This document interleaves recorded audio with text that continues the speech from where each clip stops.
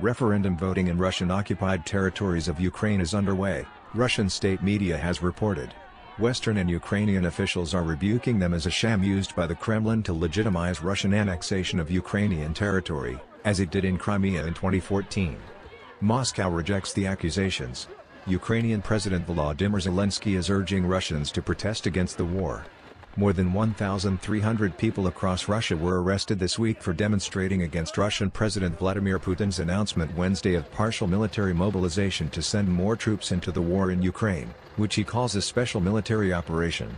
Some security analysts, meanwhile, are sounding the alarm that Putin's threats of using nuclear weapons could risk escalation to a nuclear conflict.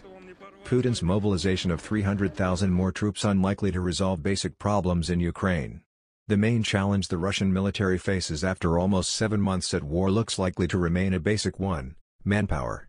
The partial mobilization President Vladimir Putin rolled out Wednesday aims to add an additional 300,000 reservists to the front, according to Defense Minister Sergei Shoigu, primarily those with some kind of military experience. Realistically, most of these guys haven't been through recent training, and a 300,000 input is incredibly high, he said.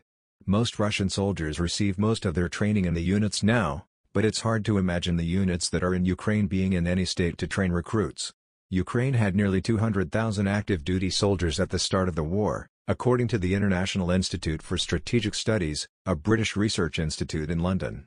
Kyiv bolstered that number with new recruits and volunteers that are trained in Ukraine and in partner countries, such as Poland and the United Kingdom. Russia had about 1 million active personnel at the start, according to the institute's estimates, though it did not dedicate all its troops to Ukraine. Forcing dissidents and unwilling Russians into the military would likely exacerbate what are widely believed to be deep problems with morale within the rank and file.